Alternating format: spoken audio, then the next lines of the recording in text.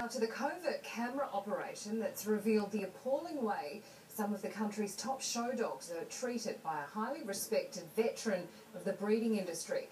The vision you're about to see led to a raid on the breeder's rural property, but as Jackie Quist reports, despite the damning evidence, there's only so much the authorities can do. How do you describe the conditions in which you keep your dogs? There's a veterinarian, it makes me feel sick.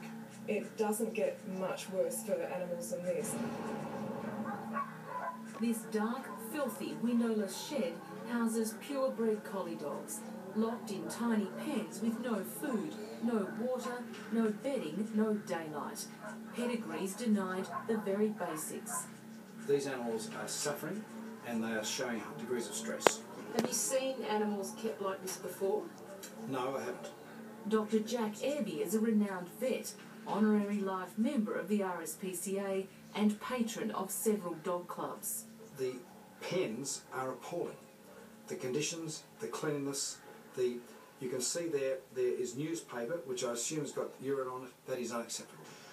Their owner is Carol Freeman of Calstead Collies, breeder of Australian champion show dogs with names like Blaze of Glory, Vintar Desert Rose, Talcott Shadow Dancer. Harsh words from a woman whose dogs have won her a string of titles. This covert footage supplied to Animals Australia showing her tossing raw chicken scraps to her dogs. And she keeps more than 50 of them here at her property outside Melbourne. Here we have a dog which is circling.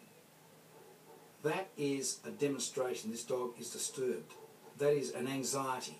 This is disgraceful beyond belief. Many are classic lassies, stunning animals with long sable and white coats. They're in big demand. Carol's selling their pups to an unsuspecting public for up to $1,100 each. These new owners aren't aware of the squalid conditions just metres from where they're standing, probably thinking they're doing the right thing, purchasing from a registered breeder. The public has a right to be angry, and the public has a right to know that they should not buy puppies from a facility such as this. It is one of the most disturbing cases of animal cruelty that I've witnessed. Animal cruelty investigator Lynn White from Animals Australia is best known for last year exposing Indonesia's shocking treatment of Australian live cattle exports. Her work resulting in a 6-week suspension of the trade and a Senate inquiry. This time it's dogs, with Lynn taking immediate action. I've seen a lot of animal cruelty, but I was absolutely appalled that beautiful dogs could be treated like this, so we took it straight to the RSPCA. 3 RSPCA inspectors, an RSPCA vet, council rangers and police raiding Carol Freeman's property. Carol, Jackie from Channel 7. How do you describe the conditions in which you keep your dogs? With inspectors at one end of her property, hidden cameras captured Carol and her partner opening up pens, moving dogs out. Minutes later, Carol smiling and chatting to the RSPCA vet. Outside and a resident of the property, less than pleased with our presence. And you think the animals are treated well? Hey? I think they're treated better than a lot of other animals. They're taken out of dog shows every weekend. And Carol's public face is in stark contrast. Here she is at a national collie show, showing off one of her champions. A 25-year member of the Peak Body Dogs Victoria, she enjoys all the kudos of a top breeder. The website boasting she's bred collies for the past 35 years.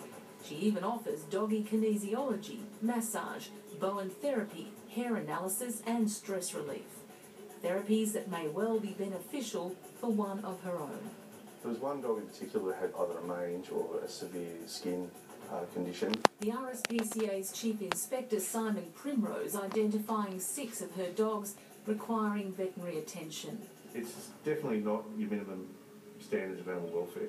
It is inhumane.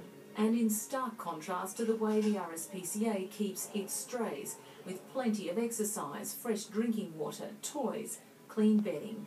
The public's right to know the truth, not put there by you lot. Through her lawyer, Mrs. Freeman today strenuously denying any behaviour that is cruel or inappropriate, pointing out no fines were issued, charges laid, or dogs confiscated. I still have to work within the confines of the Prevention of Cruelty to Animals Act, and we have to give the owner an opportunity to seek the appropriate treatment, and so far it seems to be the case. But these conditions are the domain of Mrs Freeman's local Casey Council. Council officers warning her in October her facility was below standard. She didn't meet the council's 1-month deadline, so its investigation continues. No comment from Purebred Association Dogs Victoria. Anything less than life expulsion from their organisation would not be adequate in these circumstances. A state government review of the inadequate breeders' codes of practice can't come soon enough for these dogs. Lynn insisting Carol has way too many for a small family to cope with. We're willing as an organisation to work with rescue groups to rehabilitate and rehome these animals. There'll be no shortage of people that want to give these dogs loving homes, and that's the very least that they deserve.